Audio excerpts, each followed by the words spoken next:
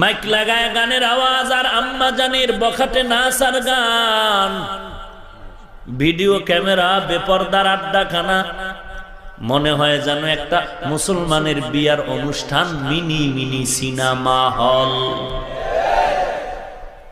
এত আকাম কইরে যদি একটা বিয়ার অনুষ্ঠান সাজাও, এই আকামের মধ্য দিয়ে আল্লাহ ভালো সন্তান দিতে পারে না।